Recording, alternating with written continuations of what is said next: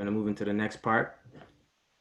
I want to go over something with you guys really quick, really briefly, and then we're going to close out.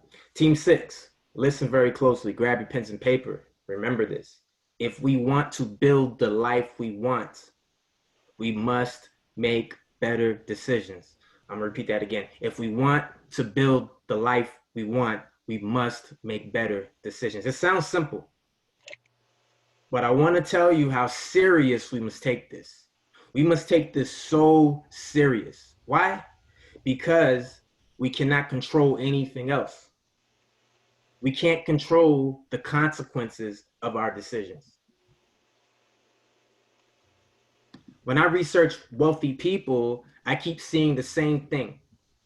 They don't waste too much time worrying about what they wear. When people spend time worrying about fashion, they're wasting decision-making time. Because we only got a certain amount of mental power, mental stimulation available.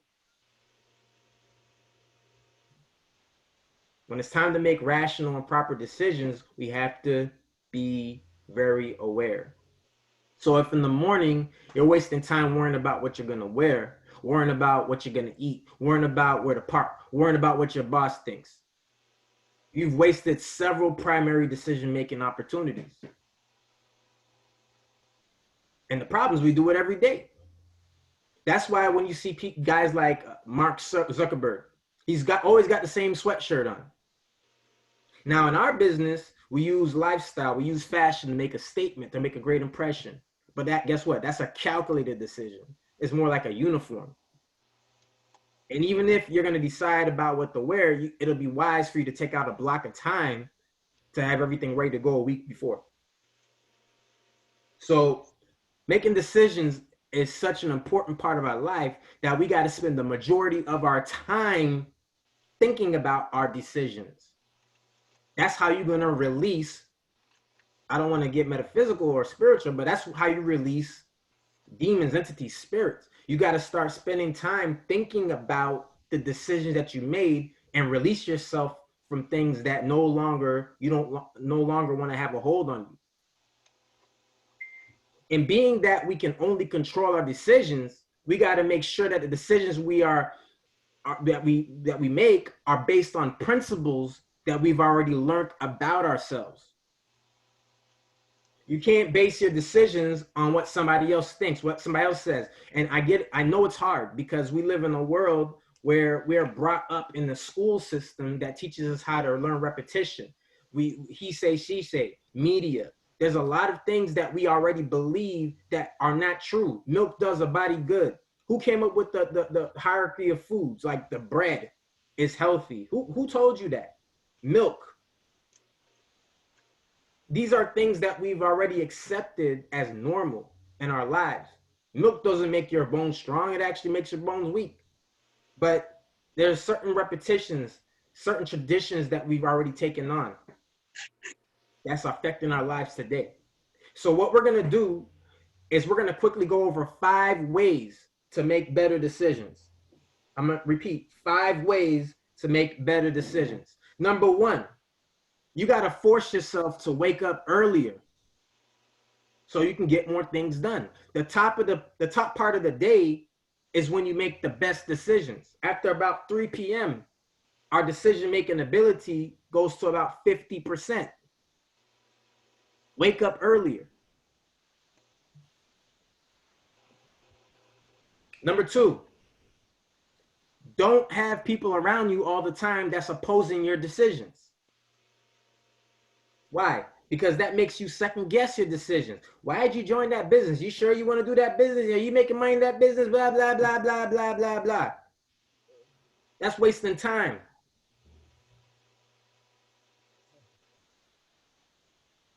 You got to limit the amount of things you take into your reality. You can't have too many different projects going on at the same time. You got to be focused and directed. Because by the time you work on 17 different projects, Again, you have too many decisions to make, and then that's why people sometimes start to feel like they don't have enough willpower, enough strength, enough energy to keep going, because you're doing so many different things. You have so many different thoughts going on. You got to take your emotions, you got to take your intellect, you got to direct it together in the same focus. Number 3, you have to view your decisions as how they're going to affect you, not other people.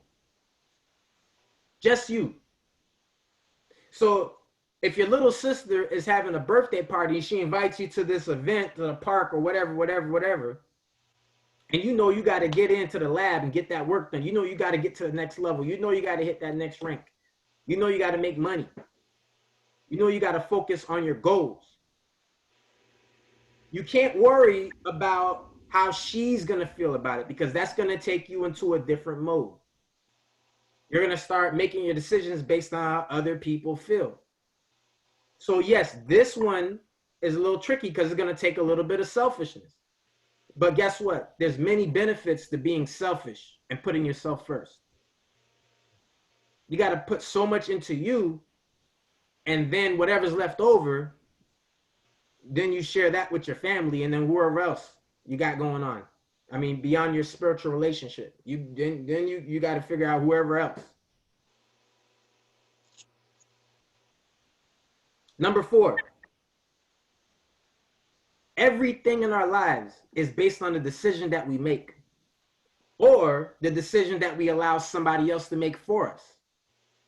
So for an example, if you got a job, you agreed to your salary, but you also decided for your boss to decide how fast your salary can increase.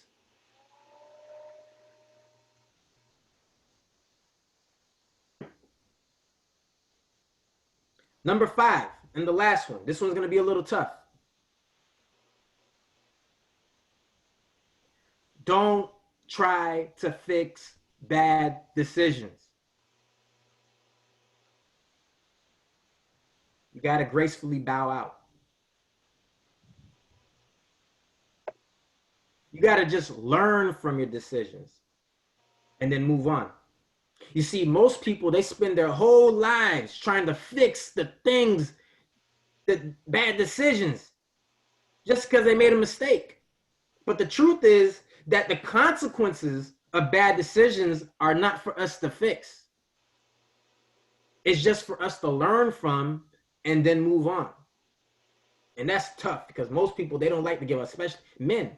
When we start a project, we don't like to let go of that project. We want to see that thing way to the through.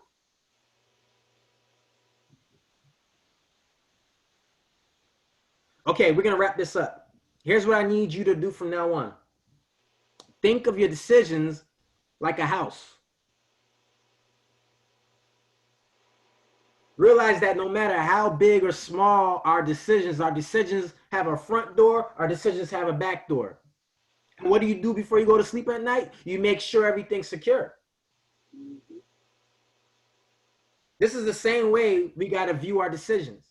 When we make a decision, we got to view the front door and the back door of it, so that when we make a decision, then we got to make sure we got everything covered. So for an example, if you're trying to get in shape, I want you to think about the front door and the back door of eating junk food. If you know you make bad decisions, let's say when you drink alcohol, I want you to think about the consequences and the repercussions of using that drug. You think of the front end, that's fun, but then you think of the back end, that's going to affect your life in a negative way. This is going to be how, listen, this is how important decision making is. The decision-making process is set up for us to create our lives in the way we want them to be. Every decision we make has the potential to make or break our life, our reality, our future. No matter how big or small it is. It can have a drip down effect, or it can have a build-up effect. Got to pay attention. We got to make decisions in a way that's going to keep us in a mindset that we are responsible for ourselves. The bottom line is, no matter what anyone says, our decisions are the only thing we can control. So let's control our decisions. I appreciate you all for tuning in today. Team 6, salute. Continue your evolution. Know your goal. I'll see you guys on the next one. Thank you. Peace.